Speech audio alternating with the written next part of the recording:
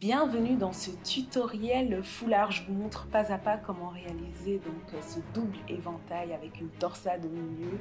En attendant, la semaine prochaine, il y aura déjà un nouveau look, donc restez bien connectés et le tutoriel commence maintenant.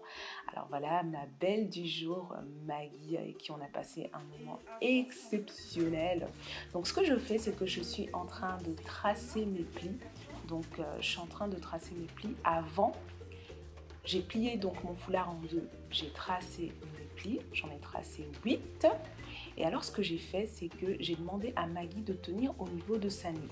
Ce qui fait que mes plis sont déjà formés et là en fait je suis juste en train de récupérer les plis de la nuque et de les ramener en fait sur l'avant. Donc j'ai mis mon foulard en diagonale,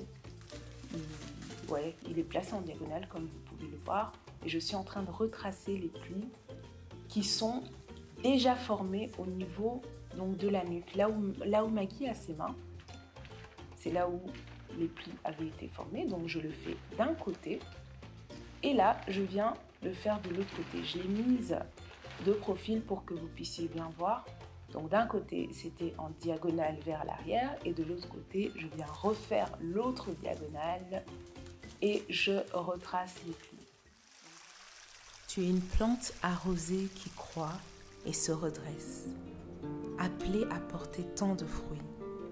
Tu es le bonheur de ceux qui t'admirent de loin, de ceux qui ont eu à passer près de toi et de celui qui t'accueillit. Aujourd'hui, ils viennent te chercher pour te planter dans un nouveau jardin. Là-bas, tu seras la reine.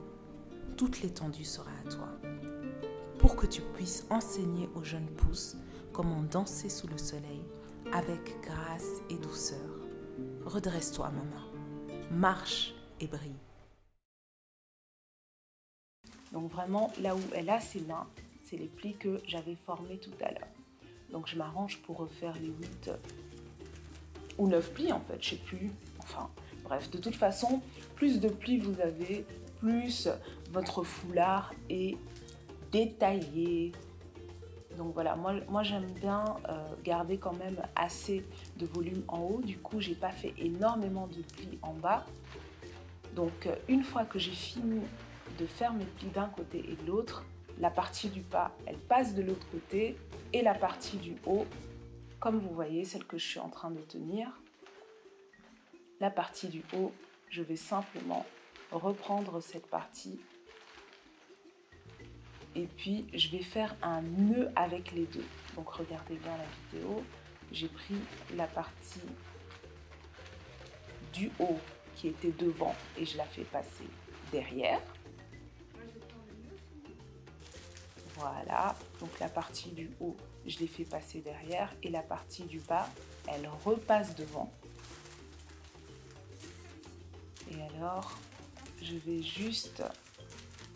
Donc demander à Maggie de tenir d'un côté et je vais retorsader la partie qui est devant maintenant de manière à ce que ce soit le bon côté du tissu qui soit visible. Puisque dans les foulards comme celui-là, c'est un ségo, il y a une partie visible et puis il y a une partie invisible, donc le mauvais côté du tissu.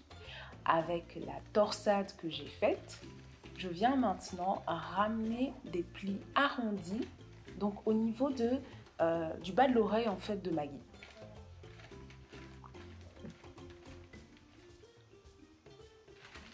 Donc simplement, je vais refaire les arrondis et l'avantage avec les tissus très durs, c'est qu'ils gardent la forme en fait.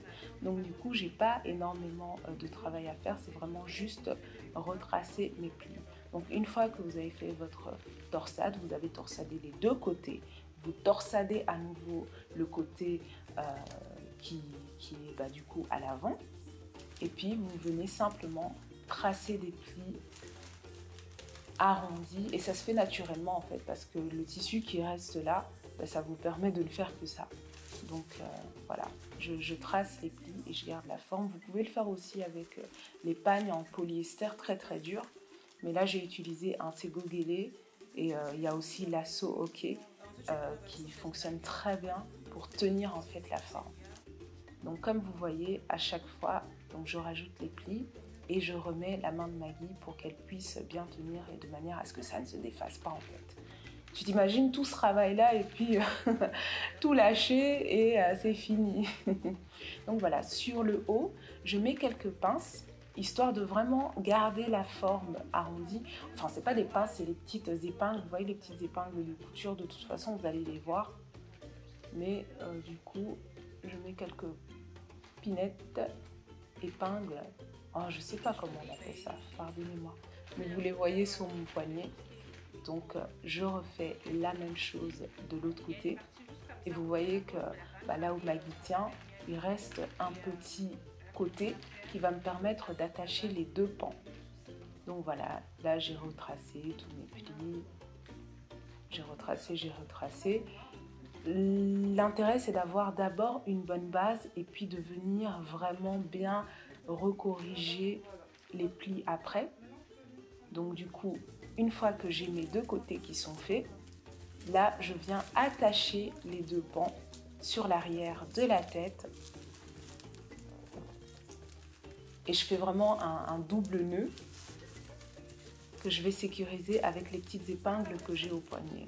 Comme vous voyez, le petit truc là, le petit bouton, il est vraiment super efficace parce que du coup, ça me permet de ne pas aller chercher des pinces dans un pot et tout ça, et de me faire super mal. Donc voilà. On opte pour la facilité, n'est-ce pas? Et je mets quelques épingles de sécurité de manière à ce que le nœud ne bouge plus.